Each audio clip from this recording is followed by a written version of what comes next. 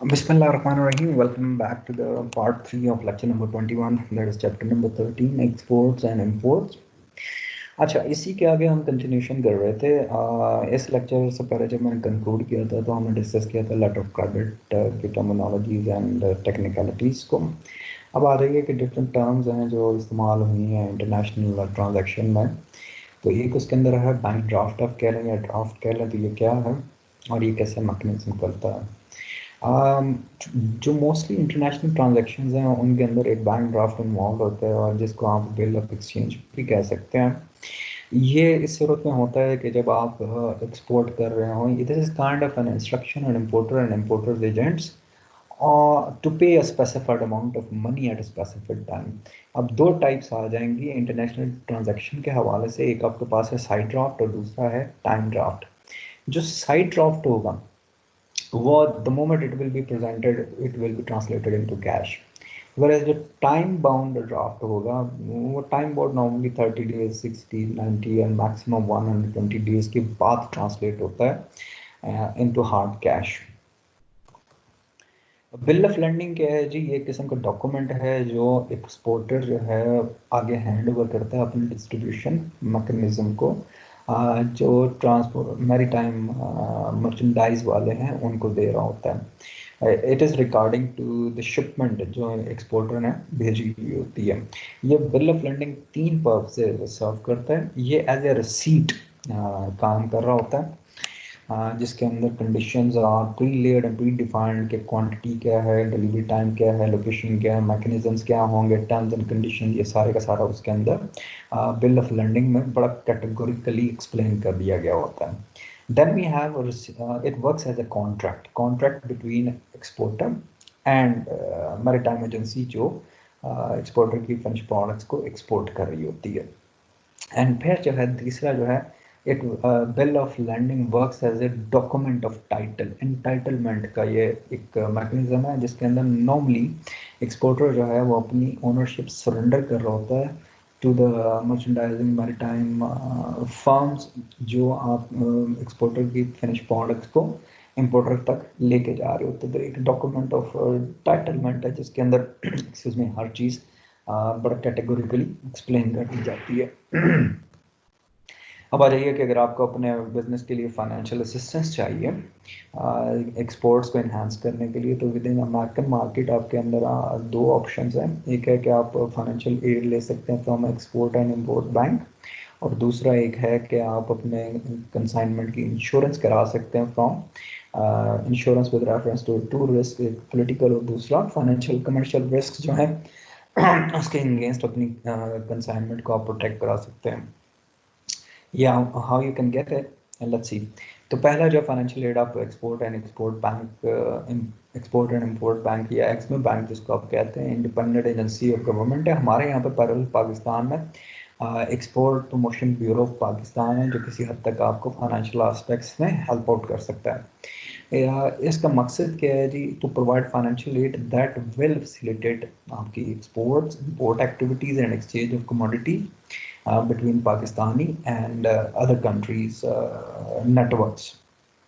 तो पाकिस्तान की हद तक हमारे पास export promotion bureau of Pakistan है, then we have ministry of trade and commerce है, फिर we have comparative commission of Pakistan है। ये सारे प्लेटफॉर्म्स जो हैं गवर्नमेंट की बॉडीज़ जो हैं ये मुझे एज ए एक्सपोर्टर गाइड कर सकती हैं कि फाइनेंसिंग ऑप्शंस कहाँ कहाँ पे अवेलेबल है, मैं कहाँ से ले सकता हूँ। मैं प्राइवेट बैंक से ले सकता हूँ, मैं स्टेट बैंक से स्टेट ओन्ड या पब्लिक ओन्ड बैंक से फाइनेंसिंग ले सकते हैं, या थर्ड पार्टी जो बॉडीज़ हैं जो मुझे इक्विटी भी दे सकती हैं, डेट बोरोइंग करा सकती हैं। तो उसकी सूरत में ये मुझे गाइड कर सकते हैं कि मुझे फाइनेंस कहाँ कहाँ से मिल सकता है। दूसरा सर ये जो है कि जो मेरी कंसाइनमेंट है इसको मैंने कमर्शियल रिस्क और पॉलिटिकल रिस्क के अगेंस्ट इंश्योर कराना होता है। अब जो कमर्शियल रिस्क हैं उसके अंदर जहाँ पर ट्रेड इन्वॉल्व होगी वहाँ पर definitely specially in maritime trade जो है उसके अंदर पायरेसी का एक बहुत बड़ा ख़तरा है, या हर वक्त रहता है कि आपकी कंसाइनमेंट कन्फिस्केट हो सकती है, चोरी हो सकती है, या इवन स्मगलिंग या मिसयूज़ हो सकती है।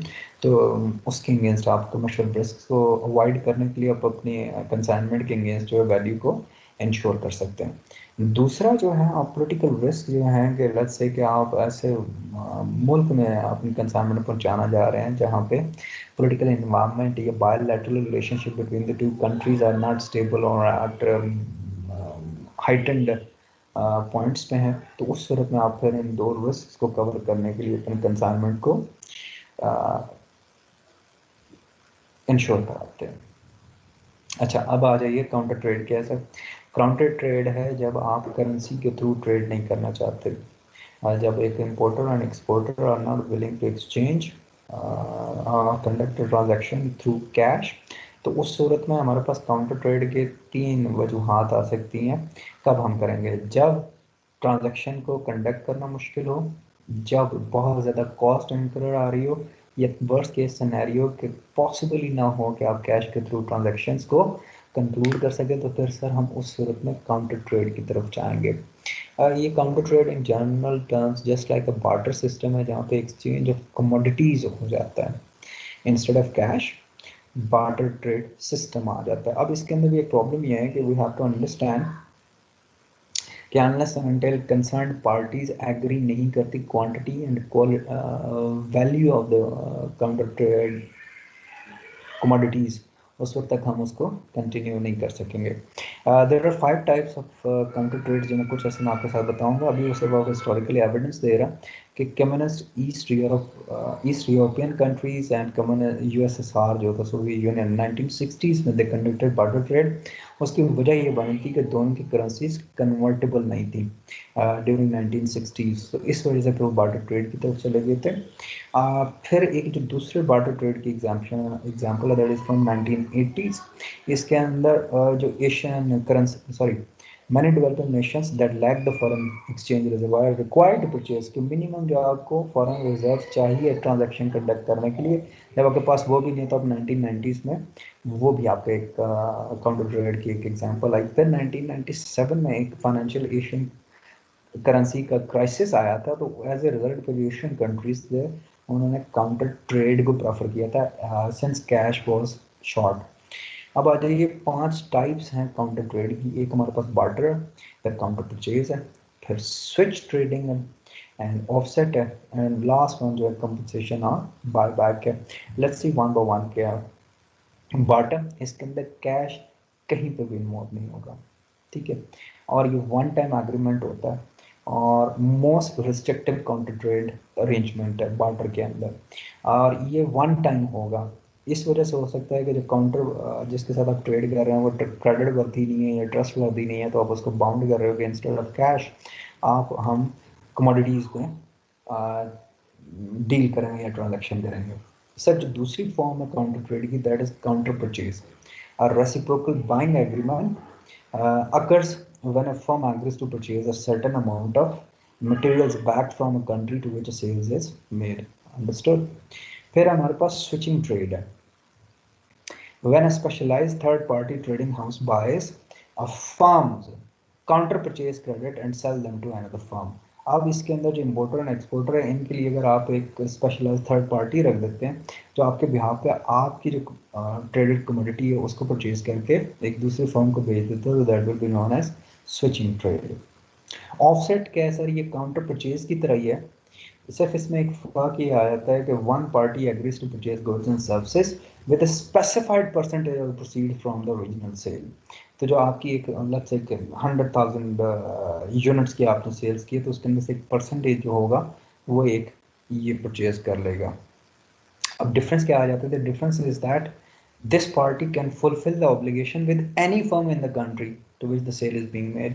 तो इसके अंदर आप फर्म को बाउंड नहीं कर सकते कि XYZ फर्म स्पेसिफाइड फर्म से ही आप ट्रेड करें, नो यू कांट। ऑफसेट के अंदर कम से कम आप ये नहीं कर सकते। कंपनसेशन और बायबैक्स के हैं जी।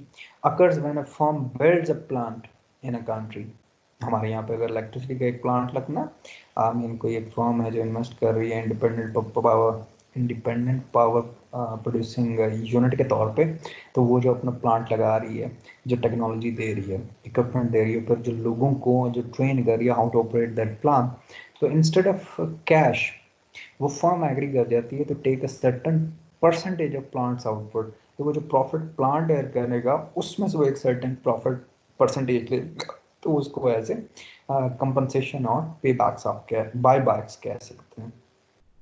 अब आ रही है काउंटर ट्रेड के प्रोज एंड कॉन्स क्या हैं।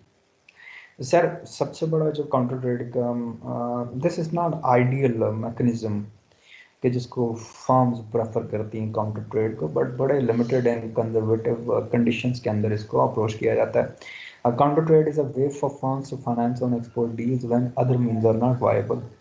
तो इस सूरत में अगर एक फर्म है विलिंग ही नहीं कर रही कि हम काउंटर ट्रेड में इन्वॉल्व नहीं होंगी, तो वो एक अपॉर्चुनिटी लूज कर रही है, और जिसको उसका कंपटीशन जो है वो उसको जीत सकता है। आई मीन अगर फर्म आप एग्री नहीं कर रहे तो अगर जो कंपटीशन है शायद वो एग्री कर दे, तो वो काउंटर ट्रेड तो स्टिल एग्जिस्ट कर जाएगी, लेकिन आप जो है एक अपॉर्चुनिटी लूज कर दोगे। फिर ये है कि काउंटर ट्रेड के अंदर गवर्नमेंट का इन्वॉल्व होना भी ज़रूरी है कि counter trade agreements may be required by the government of a country to which a firm is exporting goods और सर्विसेज। दैट टाइम्स जो इंपोर्टिंग कंट्रीज हैं उसकी गवर्नमेंट भी आपको डिक्टेट कर सकती है। सर काउंटर ट्रेड कब अनअट्रैक्टिव होगा? जब कंपनी इसकी ख्वाहिश है कि हार्ड कैश करेंसी में ही ट्रांजैक्शन हो जाए, या जो प्रोडक्ट्स या कमोडिटीज़ हैं जो बार्टर के थ्रू या काउंटर ट्रेड के थ्रू ट्रांजैक्शन के थ्रू एग्जीक्यूट हो रही हैं उनकी क्वालिटी पुअर है, या जो फर्म काउंटर ट्रेड के थ्रू प्रोडक्ट्स ले रही है उनको प्रॉपर प्रॉफिटेबिलिटी पे डिस्पोज ऑफ नहीं कर सकती मार्केट में, तो उस सूरत में काउंटर ट्रेड को डिस्करेज किया जाएगा। तो बेसिकली काउंटर ट्रेड अट्रैक्टिव किन के लिए? जो मल्टीनेशनल फर्म्स हैं, एमएनसीज हैं, ग्लोबल जाइंट्स हैं, उनके लिए काउंटर ट्रेड ज़्यादा अट्रैक्टिव है। वो इस वजह से कि उनके जो अक्रॉस ग्लोब नेटवर्क्स हैं, वो कमोडिटीज़ जो काउंटर ट्रेड के थ्रू उन्होंने एक्वायर किए वो अपने डिस्ट्रीब्यूशन नेटवर्क्स के थ्रू मुख्तलिफ ममालिक में उसको डिस्पोज ऑफ कर सकती हैं। Sir, this concludes our lecture number 21, that is chapter 13, part 3. अगर आप लोगों को कोई क्वेश्चन हो तो I would love to answer it. My request is कि अगली मीटिंग में आने से पहले प्लीज़ आप इन सब तीन सेक्शंस को ज़रूर सुन के आएगा, और क्वेश्चंस होंगे तो मैं उनको बहुत ओब्लाइज होऊंगा उनको आंसर करने के लिए। जज़ाकल्लाह खैर, अल्लाह हाफिज़।